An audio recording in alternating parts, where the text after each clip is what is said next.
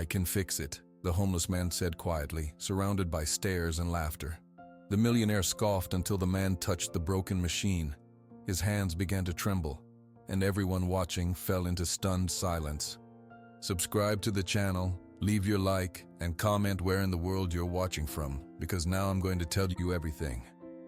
The rain tapped a steady rhythm against the window of the daily grind. Inside, the air was warm and thick with the smell of coffee and damp coats. "It's dead!"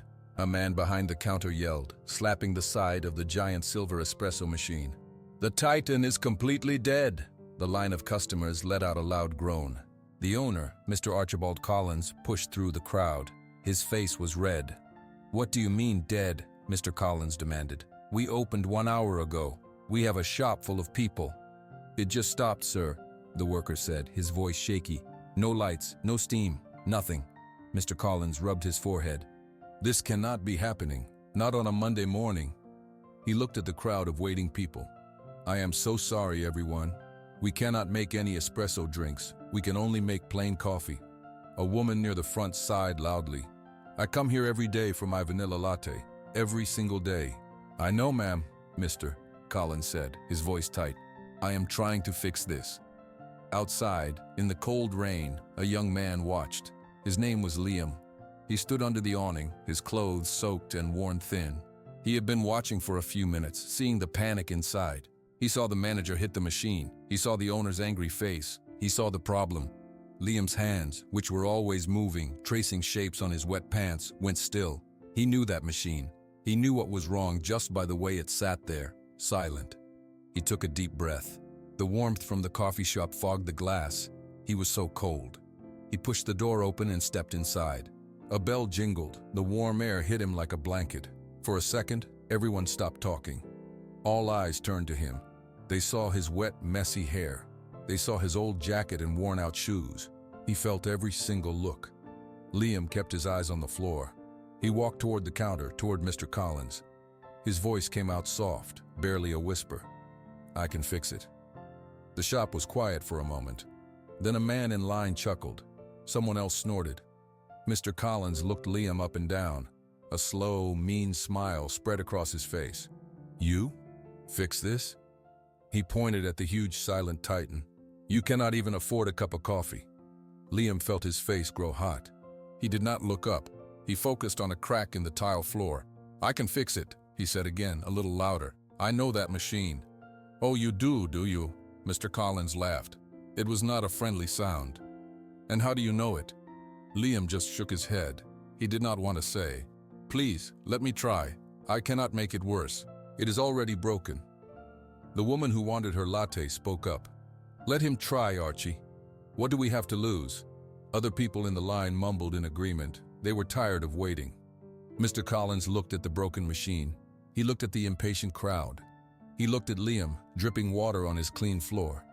He shook his head, as if he could not believe what he was about to do. "Fine," Mr. Collins said, throwing his hands in the air. "This will be a funny story to tell later. Go ahead, fix the giant coffee machine." He stepped back and crossed his arms, watching. Liam nodded. He stepped around the counter. All the workers moved away, giving him space. He stood in front of the Titan. It was taller than he was. He placed one hand on its cold metal side. For the first time since walking in, he looked up. His eyes were focused, clear. They were not looking at the people anymore. They were only looking at the machine. His hands, which had been shaking from the cold, became steady. Liam's hands moved over the cold metal of the Titan. The crowd watched, but he did not see them anymore. He saw only the machine. His fingers traced a path along its side, feeling for something. "Well?" Mr. Collins said, his voice loud in the quiet shop. "We are waiting for the magic trick." Liam did not answer. He knelt down, his wet jeans soaking into the floor mat. He peered at the back panel, then shook his head. He stood up and went to the side of the machine. "The service panel is in the front," one of the young baristas said. "We already checked it. It's locked, and the key is in the office." "This one does not need a key," Liam said softly. His fingers found a small, almost invisible seam near the bottom corner. He pressed 2 spots at the same time. There was a quiet asterisk, click asterisk. A narrow door, no wider than his hand, swung open on hidden hinges. The barista gasped. I never knew that was there, she whispered. Inside was a dense nest of colored wires, tiny circuit boards, and small metal valves. Liam let out a long breath. It was exactly as he remembered. He reached in. "Be careful!" Mr. Collins took a step forward, his earlier amusement gone, replaced by worry. "You will break it more." "It is already broken," Liam said, repeating his earlier words. His voice was calm now. His hands were steady. He began to work. He disconnected one green wire and plugged it into a different slot. He twisted a small blue dial 3 full turns to the right. He pressed a tiny, recessed button with the tip of his finger. He waited for 3 seconds. "What are you doing?" a customer asked, fascinated. "The main brain got confused," Liam said, not looking away. "It thinks there is a steam block. There is no block. I'm just telling it to check again." He reconnected the green wire. He closed the hidden door. It clicked shut, looking once more like a solid part of the machine. He stood up and walked to the front. He pressed the main power button. Nothing happened. Mr. Collins sighed loudly. "A wonderful show. Now can you please leave?" Liam held up one finger. He waited. 5 seconds passed. Then, a deep hum vibrated through the machine. A row of small white lights flickered on. A digital display lit up with the words "System Ready." A second later, a roaring sound filled the shop as steam rushed through the internal pipes. Perfect, dry, fragrant steam shot from the steam wand. The Titan was alive. The shop was completely silent. Every person stared at the working machine. The young barista was the first to move. She picked up a metal pitcher, put it under the steam wand, and opened the valve. Hot, powerful steam billowed out, frothing the milk in seconds. She looked at Liam, her eyes wide. A man at the front of the line started to clap. Then another person joined. Soon the whole coffee shop was filled with the sound of applause and cheers. Liam took a step back, his face turning red. He looked at the floor again. Mr. Collins walked slowly around the counter. He stopped in front of the Titan.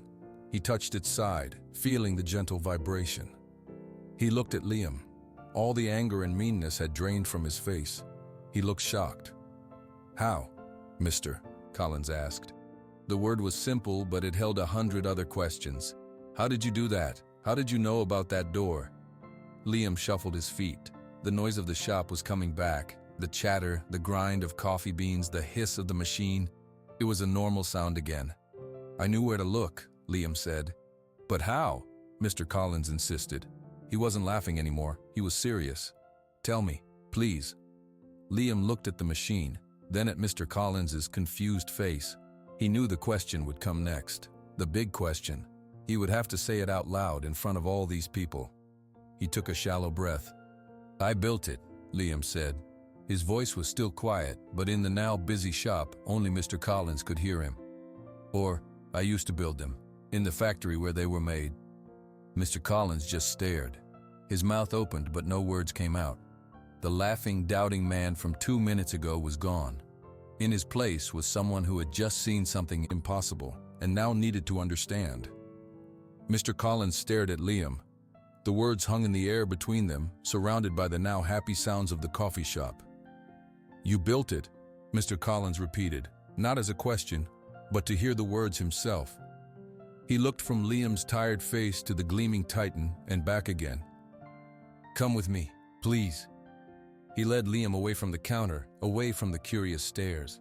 They went to a small, quiet table in the corner. Mr. Collins sat down heavily. He pointed to the other chair. "Sit. Tell me." Liam sat on the edge of the chair. He kept his hands in his lap, his fingers tracing circles on his wet knees. He did not know where to start. "The factory was in Milwaukee," Liam began, his voice low. "Titan Appliances. I got a job there right after high school. My job was on the assembly line for the Series 8 espresso machine, that one." He nodded toward the counter. "You assembled them?" "Yes, every day. I put in the steam boiler, I connected the main wires, I calibrated the pressure gauges." Liam's eyes were distant, looking at a memory. "I was good at it. I could tell if a part was bad just by looking at it. The foreman, he said I had a gift. After 1 year, I was the lead assembler for the Titan line." "Mr. Collins listened, not moving. "What happened?" "The factory shut down." Liam said it plainly, but his shoulders slumped.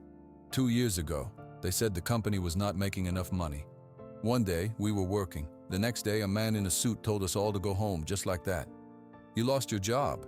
Yes. I was the last one let go from my line. They kept me to help pack up the tools. Liam swallowed. I had a little money saved. Not much. I waited for another job. Nothing came. Then my car broke down. Then it was stolen from the repair shop. I could not afford to fix it anyway. The story came out in simple, painful pieces. Mr. Collins did not interrupt. I came to Chicago. I heard there was more work here. I stayed in a cheap motel for 1 week. My money was gone. I could not get a loan.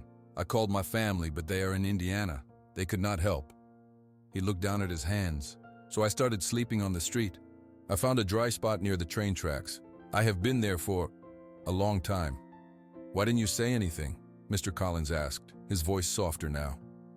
When you came in, why not just tell me you built the machines? Liam finally looked up. There was no anger in his eyes, only a deep tiredness. Would you have believed me before I fixed it? Mr. Collins opened his mouth to answer, but stopped. He remembered his own mean laugh. He remembered his words. You cannot even afford a cup of coffee. ***. A hot wave of shame washed over his face. He looked away, unable to hold Liam's gaze. No, Mr. Collins admitted quietly. I would not have believed you. He rubbed his hand over his gray beard. I judged you by your clothes, not by what you know. That was wrong of me. Liam just nodded. He did not say it was okay. You have been out there all this time, Mr. Collins said, mostly to himself. And you knew how to fix my most expensive piece of equipment. He leaned forward, his elbows on the table. What is your name? Liam. Liam Carter. Liam Carter, Mr. Collins repeated. He was silent for a full minute. The only sound was the cheerful *hiss* of the steam wand. Do you want a job, Liam? Liam's head snapped up. What? A job. Here, I have 3 other espresso machines, 2 grinders, an ice machine that acts strange every summer. All of it needs care. I have been paying a man from the suburbs $200 just to look at the Titan once a year. He never showed me that secret door. You are offering me a job? Liam asked as if he had not heard correctly. Yes, a real job, with pay. You can start today. Mr. Collins's mind was working quickly now, the shame turning into a need to act. You need dry clothes. You need a place to sleep that is not outside. Liam's careful expression cracked. For a second, he looked very young and very afraid. Why? He whispered. Because I was wrong, Mr. Collins said firmly. And this shop runs on good coffee and doing the right thing. I failed the second part today. Let me fix it. A barista approached the table carefully. She held out a large ceramic mug full of steaming hot coffee. For you, Liam, she said with a small smile. On the house, with cream and sugar, just in case you like it that way. Liam looked at the mug. He wrapped his cold hands around it. The heat felt like life itself. He took a small sip. It was the best thing he had ever tasted. Mr. Collins watched him, a new determination settling in his eyes. This was not just about fixing a machine anymore. Mr. Collins did not wait. He stood up from the table and looked at Liam, who was still cradling the warm coffee mug. Finish that, Mr. Collins said. His voice was back to its normal, businesslike tone, but it lacked its earlier sharpness. Then come with me. We have things to do. 20 minutes later, Liam stood in the stockroom behind the shop. He wore a pair of dark gray work pants and a plain blue t-shirt that said Daily Grind across the chest. The clothes were slightly big on him, but they were clean and dry. Mr. Collins had pulled them from a box of extra staff uniforms. These are for you, Mr. Collins said, handing him a thick, hooded sweatshirt and a new apron. It gets cold in here in the mornings. Liam ran his hand over the soft fabric of the sweatshirt. Thank you, he said quietly. Do not thank me yet. I am putting you to work. Mr. Collins pointed to a large, boxy machine in the corner. That is the ice maker. It makes a terrible rattling noise. The repair company said it needs a new part that will take 2 weeks to arrive. I think it just needs a good cleaning. Can you look at it? Liam walked over to the machine. He listened for a moment, then unplugged it. He found a simple set of tools on a shelf. In less than 5 minutes, he had the front panel off. He reached inside with a long screwdriver and gently pried something loose. A large chunk of hard, compacted ice fell onto the floor with a thud. He put the panel back on and plugged the machine in. It hummed to life, a smooth and quiet sound. Mr. Collins raised his eyebrows. 2 weeks, they said. It was just ice stuck in the fan, Liam said, wiping his hands on a towel. Good. Mr. Collins tried to hide a smile. Your first task is done. Now, we need to talk about where you will sleep. Liam's shoulders tensed. I can find a place. No, you cannot, and you need to be close to the shop. Mr. Collins pulled out his phone. My friend, Mrs. Gutierrez, owns a building around the corner on Clark Street. She has a small studio apartment. It is empty. I will call her. I cannot afford an apartment, Liam said quickly, his face flushing. You can, because you have a job, Mr. Collins said, already dialing the number. The rent for that studio is $600 a month. I will take $200 from your check each week for rent. The rest is for you, for food, for clothes, for saving. Is that fair? Liam could only nod. The math swirled in his head. A real place to live, a door that locked, a bathroom. Mr. Collins spoke into the phone. Maria, it is Archie. I have a new employee, a good one. He needs the studio. Yes, today. I will bring him by in 1 hour. He hung up and looked at Liam. It is settled. Let me show you the rest of the equipment you will be in charge of. For the next hour, Liam followed Mr. Collins around the shop. He was shown the backup espresso machine, the 3 coffee grinders, the ovens, the refrigerators. Liam listened carefully, his eyes noting the make and model of each appliance. One of the baristas, a young woman named Chloe, waved Liam over. The steam on this wand is weak. Can you look? Liam adjusted a small valve at the base of the machine. The steam immediately shot out strong and dry. It just needed a quarter turn, he said. You're a wizard, Chloe laughed. At the end of the day, Mr. Collins took Liam around the corner to a neat brick building. Mrs. Gutierrez, a kind-eyed woman with silver hair, met them at the door. She handed Liam a single key. The studio was one small room with a kitchenette, a bed, and a bathroom. To Liam, it looked like a palace. The windows looked out onto a quiet courtyard. It is yours, Mr. Collins said, placing a bag of groceries on the counter. Some basics to start. Be at the shop at 7 o'clock in the morning. We open at 7:30. After Mr. Collins left, Liam stood in the middle of the quiet room. He locked the door. He walked to the bed and pressed his hand against the clean blanket. He turned on the faucet in the small sink and watched the water run. The next morning, Liam arrived at the daily grind at 10 minutes to 7. His hair was damp from a shower. He wore his new work clothes. Mr. Collins was already there, unlocking the front door. You are on time, Mr. Collins said, a note of approval in his voice. Yes, sir, Liam said. Do not call me sir. Archie is fine. He held the door open. The morning checklist is by the back door. Make sure everything is running before the first customer arrives. Liam got to work. He turned on each machine, listening to its startup sound. He cleaned the grinder burrs. He checked the water filters. When the other staff arrived, the shop was already warm and humming, ready for the day. A regular customer, an older man named Frank, came in for his usual black coffee. He saw Liam behind the counter. You're the kid who fixed the Titan, Frank said, smiling. Good to see you still here. Liam gave a small, shy smile back. I work here now. Best news I've heard all week, Frank said, taking his coffee. As the morning rush slowed, Liam took a cloth and began wiping down the Titan machine. His machine. He touched it with a sense of quiet pride. For the first time in 2 years, he was not just surviving. He was useful. He had a place. From across the shop, Mr. Collins watched him. He saw the careful way Liam handled the equipment. He saw the way Liam's eyes, which had been fixed on the floor, now watched the machines with focused attention. Mr. Collins gave a single firm nod to himself. It was a good start. Later that afternoon, Liam heard a faint, unfamiliar clicking sound from the grinder. He stopped what he was doing immediately, his head tilting to listen. He knew that sound. It was a bearing about to fail. He would need to order the part today. It was a small thing, but catching it early meant the shop would not lose its main grinder tomorrow. He pulled out a notepad to write it down. This was his job now.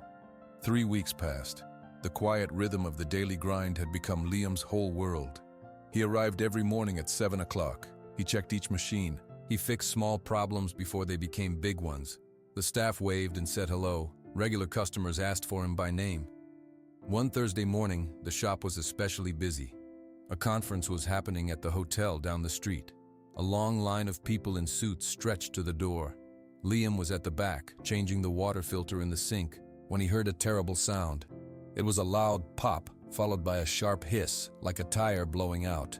Then, a chorus of gasps from the customers. He turned to see white steam billowing from the side of the Titan. It was not the normal, clean steam.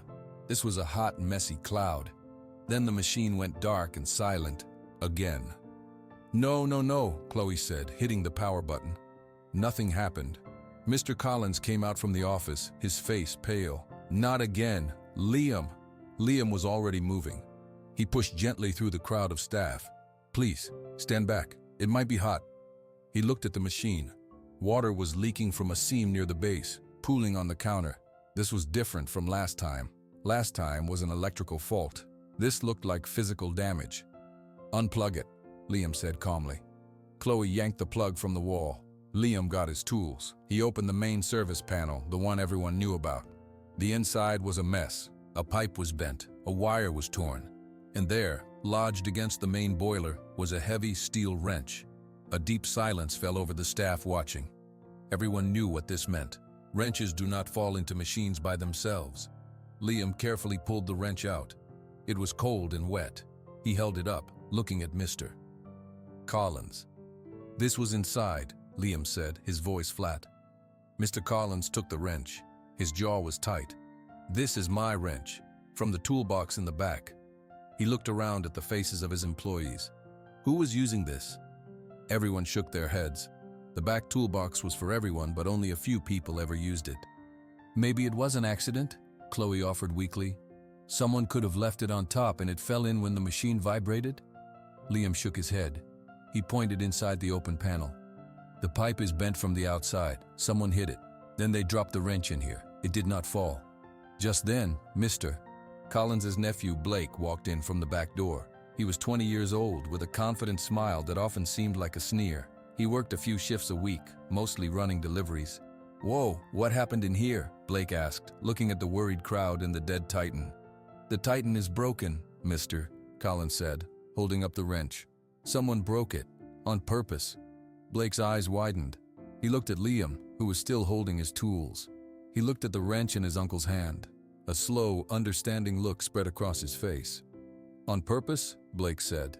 He let out a low whistle. "That's crazy." He looked directly at Liam. "You were the last one to work on it, right, Liam? You're always tinkering with it." Liam felt a cold chill. "I do maintenance. I do not break things." "I'm not saying you did," Blake said, raising his hands. His voice was light, but his words were heavy. "I'm just saying. It's weird. It breaks. You fix it, and you're a hero. You get a job. Now it breaks again, and it looks like someone really messed it up." He shrugged. "Makes you wonder if someone wanted to be a hero twice." The words hung in the air. Liam saw the other staff members glance at him, then look away quickly. Doubt, like the leaking water, began to spread. "Mr. Collins's face was a storm. "Blake, that is enough." "I'm just thinking out loud, Uncle Archie," Blake said. "It's just convenient, that's all." Liam put his tools down. The warmth he had felt for weeks was gone, replaced by a familiar cold. He recognized the look in the other's eyes. It was the same look they had given him when he walked in wet and homeless, the look that said he did not belong. "I did not do this," Liam said, looking only at Mr. Collins. Mr. Collins looked from his nephew's smug face to Liam's earnest one. He looked at the broken machine and the damning wrench. For the first time since offering Liam the job, confusion and suspicion clouded his eyes. "We will talk about this in the office," Mr. Collins said, his voice tired. "Chloe, please tell the customers we can only serve plain coffee and tea today." As Mr. Collins walked to the back, Blake gave Liam a small, thin smile before turning to help with the crowd. Liam stood alone by the dead Titan, the cold weight of the wrench's accusation pressing down on him. He knew with absolute certainty that someone had tried to break more than just a machine. Liam stood by the dead Titan for a long minute. The happy noise of the shop was gone. Now there was only the quiet murmur of disappointed customers and the tense silence of the staff. He could feel their glances, heavy with questions. He did not go to the office to talk to Mr. Collins.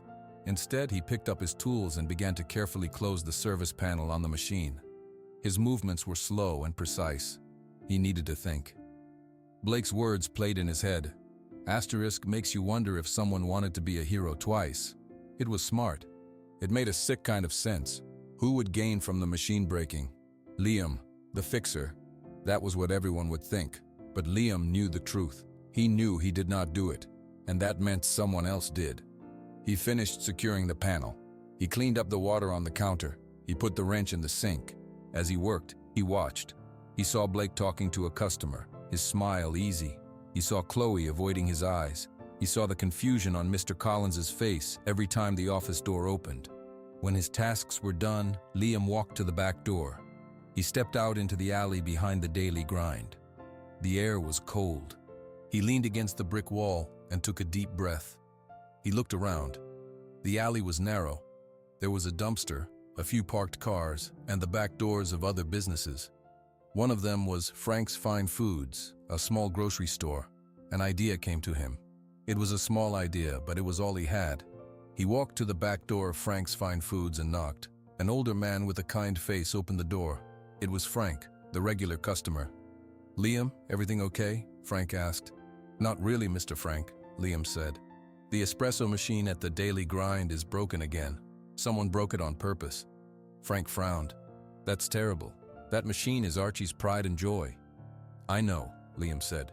He pointed to a small dark camera mounted above Frank's back door. It pointed right down the alley. "Does that camera work?" Frank looked up at it. "Sure does. It records all night. I had some kids messing with my dumpster a few months back. The police said to get a camera. Why?" "The machine was fine when we closed last night," Liam said slowly. "It was broken this morning. Someone must have come after hours. That camera might have seen something." Frank's eyes widened. "You think someone snuck in?" "I do," Liam said. He felt a flicker of hope.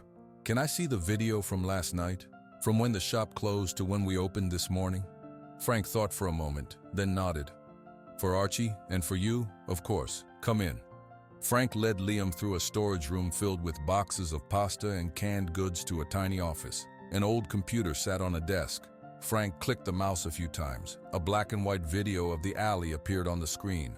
"We closed at 9 o'clock last night," Liam said. Frank moved the video timeline. The timestamp read 9:15 p.m. The alley was dark, lit by one streetlight. The back door of the daily grind was visible in the corner of the screen. They watched. A few people walked by the alley entrance on the street. A car drove past. Nothing happened for a long time. Then, at 11:48 p.m., a figure appeared at the entrance to the alley. The person walked quickly, with purpose, right to the back door of the daily grind. They pulled something from their pocket, a key, and unlocked the door. They slipped inside. Liam's heart beat faster. "Can you see who it is?" The figure was just a dark shape. "No," Frank muttered. "Too dark and too far away." The back door of the coffee shop stayed closed for 12 minutes. Then, at exactly 12 a.m., it opened again. The figure came out. They were not walking quickly now. They were almost running. As they passed under the weak streetlight, they turned their heads slightly. The camera caught their face for one single, clear second. It was Blake. He looked nervous, glancing over his shoulder. In his right hand, he was carrying a long, heavy object. It was the wrench. Frank gasped. "Is that Archie's nephew?" Liam could not speak. He just stared at the frozen image on the screen. There was no doubt. It was Blake. He had the wrench. He had been inside the shop for 12 minutes in the middle of the night. "He broke his own uncle's machine," Frank said, his voice full of sadness. "And then he tried to blame you." Liam finally found his voice. It was quiet but steady. "Mr. Frank, can I have a copy of this? Just that 1 minute of video." "You bet you can," Frank said, his fingers already moving on the keyboard. "This is proof. You need to show Archie right now." Frank copied the video onto a small flash drive and handed it to Liam. His face was serious.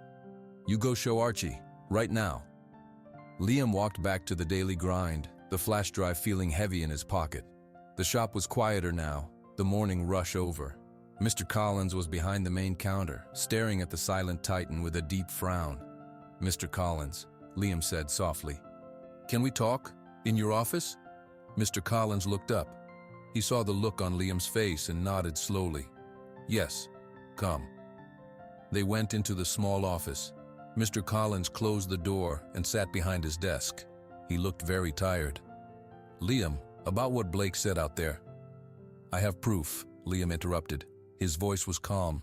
He placed the flash drive on the desk. "It is from the security camera at Frank's Fine Foods. It points at the alley. I watched the video from last night." Mr. Collins's eyes locked onto the flash drive. He did not say a word. He took it, plugged it into his computer, and opened the file. Liam stood silently as Mr.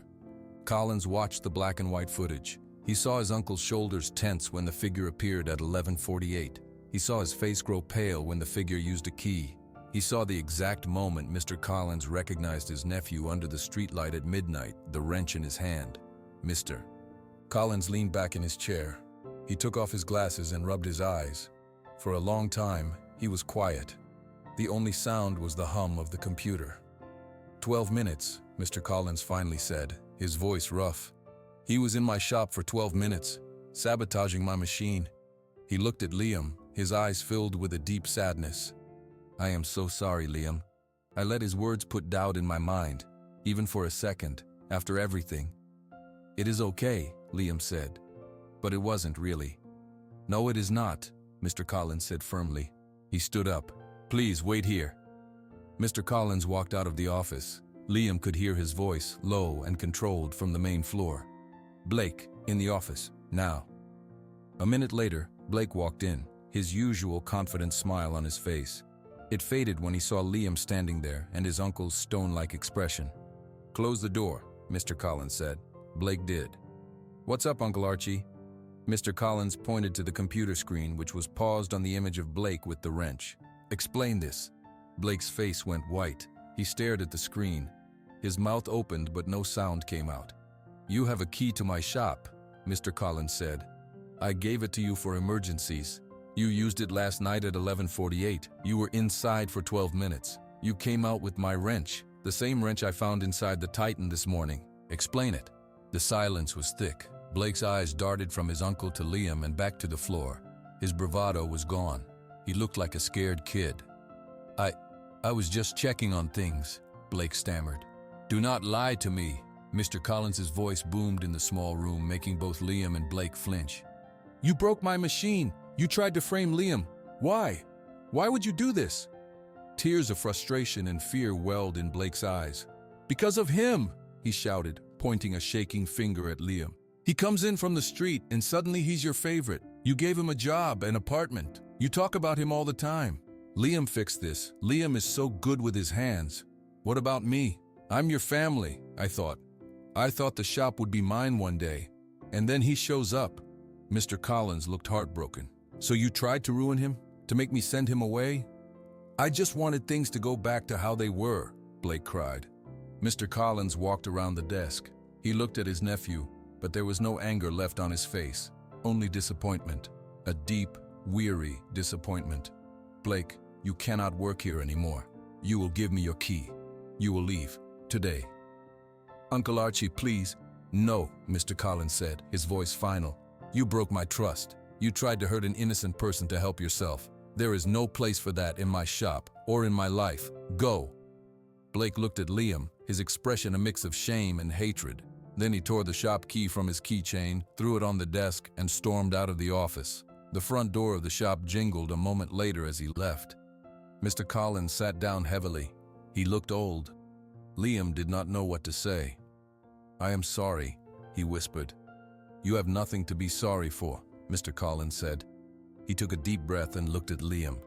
"From now on, you are not just the technician. You are the co-manager of the daily grind. You will help me run this place. I trust you completely." The words were so big Liam could hardly understand them. Co-manager, trust. Before he could respond, the office door opened slightly. Chloe peeked in.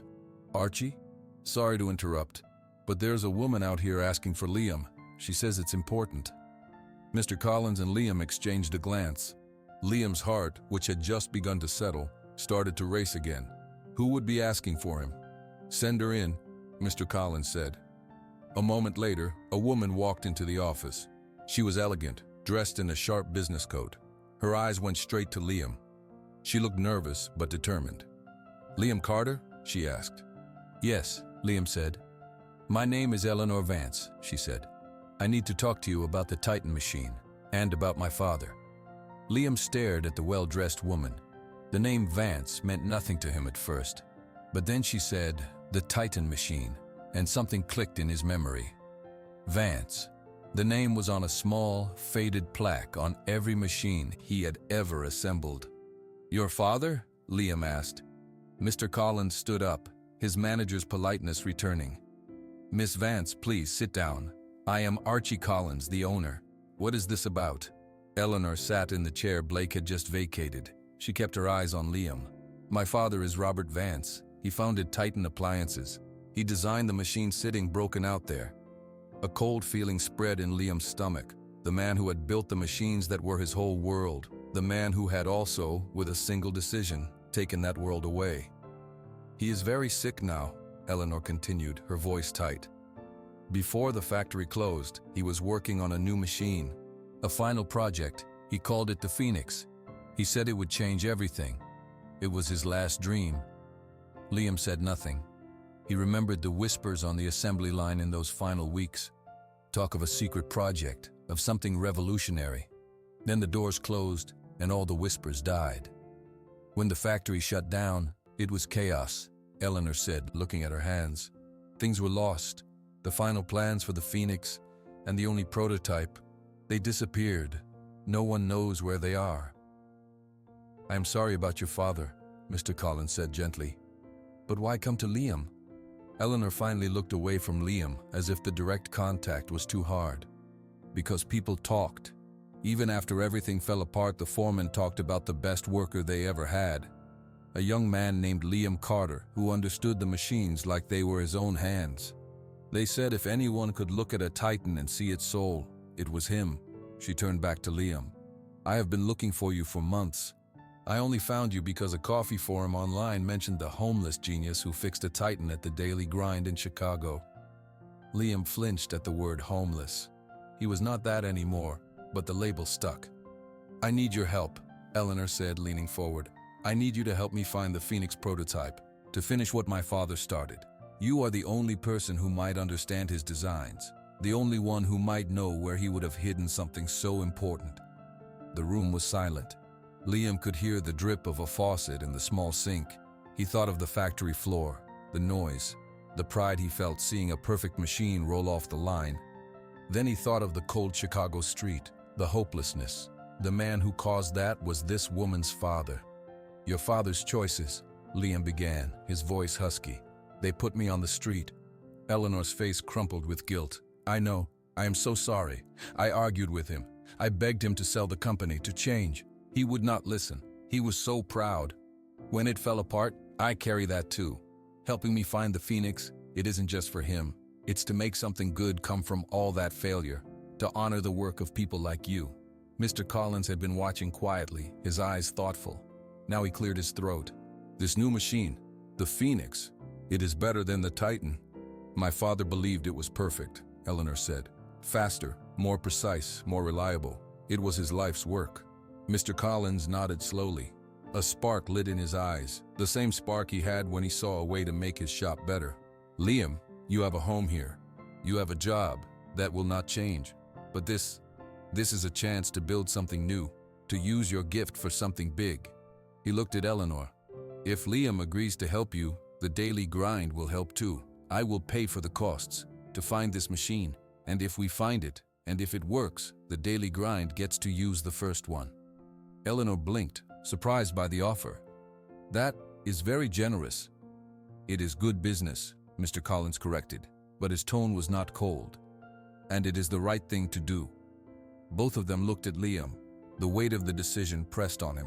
He thought of Mr. Collins's trust. He thought of the machines, which had never betrayed him. He thought of a sick, proud old man trying to build one last perfect thing. He looked at Eleanor, really looked at her. He saw her guilt, but he also saw her determination. She was not her father. She was just someone trying to fix a broken thing too. "It is just gears and wires," Liam said quietly, more to himself than anyone. He took a deep breath and met Eleanor's hopeful gaze. "I will help you look." The work began the very next day. Eleanor brought boxes of her father's old files to the back room of the daily grind. There were blueprints, notebooks, and shipping manifests. Liam and Eleanor sat at a small table, sorting through them. Mr. Collins brought them coffee and sandwiches, then left them to it. "He always talked about Milwaukee," Eleanor said, looking at a map of the city. "The factory was his life. If he hid the prototype, he would have hidden it there, somewhere only a factory worker would know." Liam nodded, his hands tracing the lines of a familiar electrical diagram. "The old warehouse, Building C. It was mostly empty. They stored obsolete parts there. The foreman never went in. Too dusty." "Building C," Eleanor repeated, writing it down. "That's a start." For 2 weeks, this was their routine. Liam worked his shifts at the shop, managing the machines and helping customers. In the afternoons, he and Eleanor searched through papers and made lists of possible hiding places in the old factory complex. Mr. Collins handled the shop's business and made calls, setting aside money for their trip to Milwaukee. They were starting to feel like a team. One afternoon, Eleanor watched Liam quickly fix a clogged drain under the sink. "You make it look so easy," she said. "It is just a blockage. It is not complicated," he replied, wiping his hands. "Not just that. All of it. You understand how things work." She paused. "I wish my father had listened to people like you, on the floor. He only listened to the men in suits." Liam looked up. The men in suits told him to close the factory. Eleanor sighed. Yes, they did. It was a small moment, but the old anger in Liam's chest loosened, just a little. Then, one Tuesday morning, the problem arrived. A tall man in an expensive overcoat walked into the daily grind. He did not get in line. He walked straight to the counter where Mr. Collins was working. "Are you Archibald Collins?" the man asked. "I am. How can I help you?"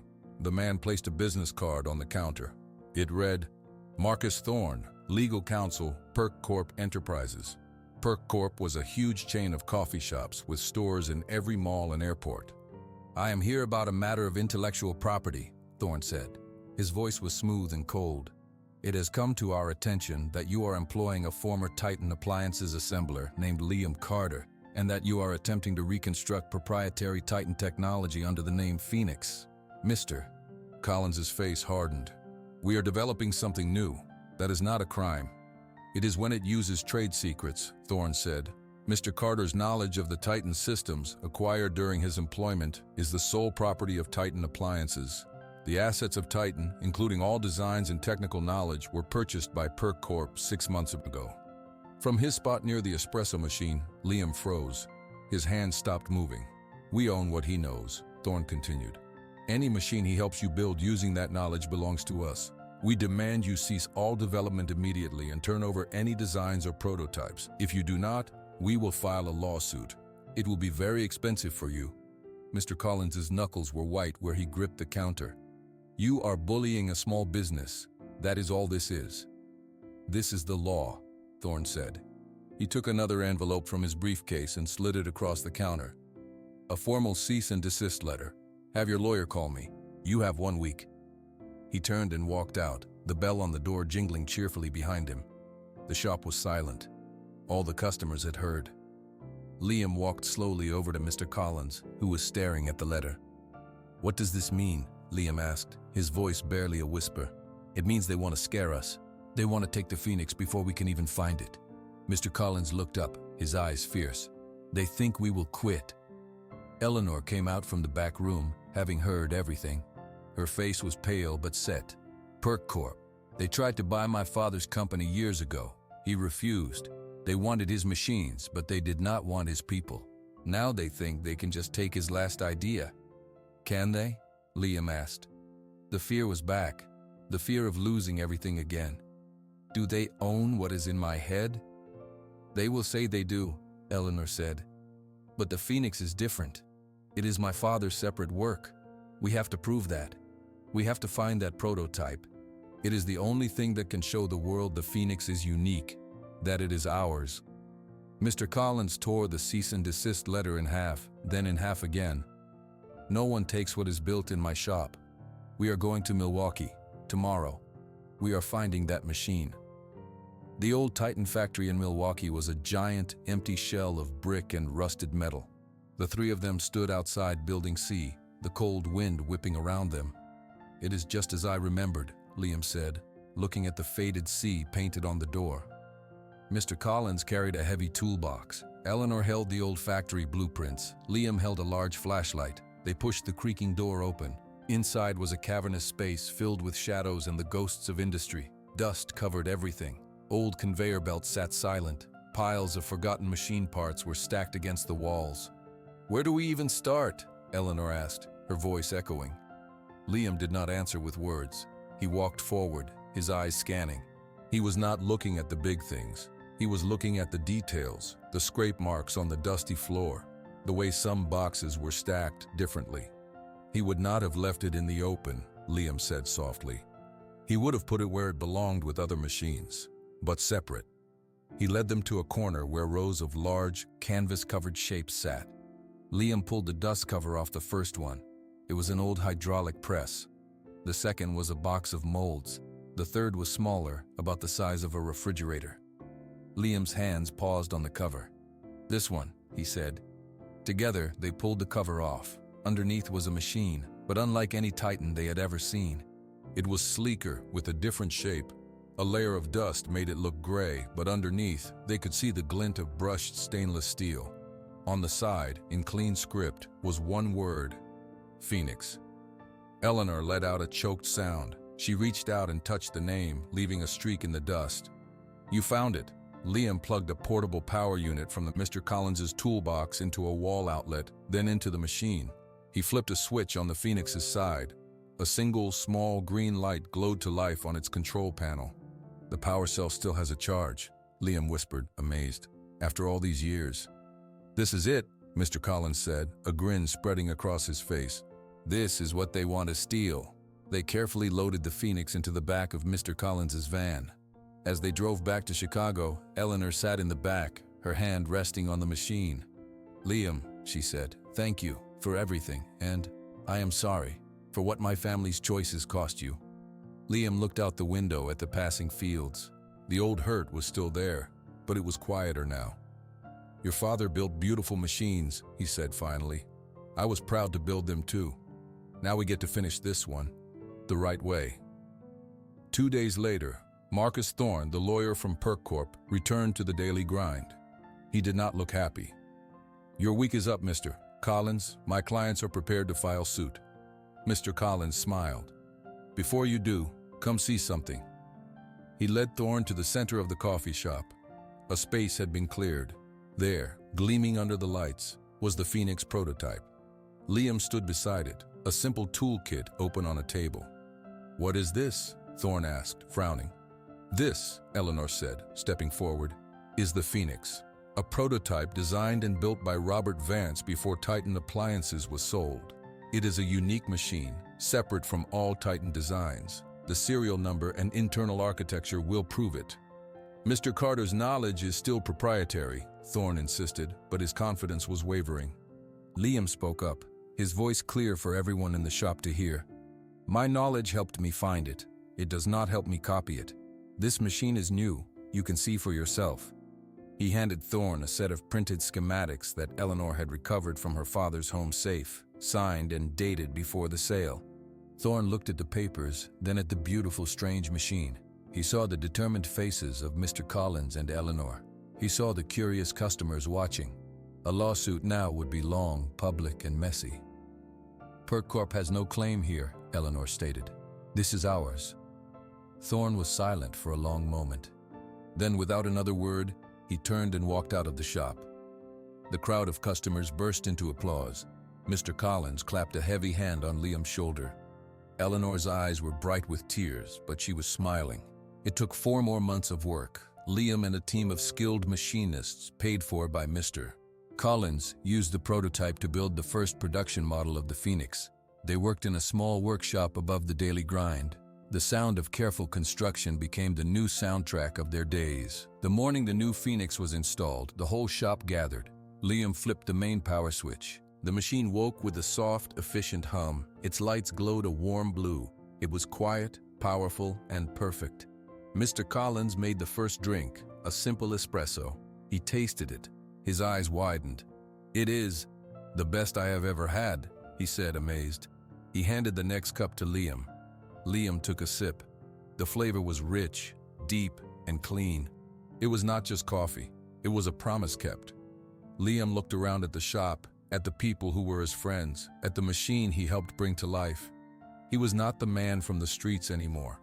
He was not just a fixer. He was a builder. He had helped take the broken pieces of the past, a failed factory, a lost dream, his own hard years, and from them he had built something new. And it worked.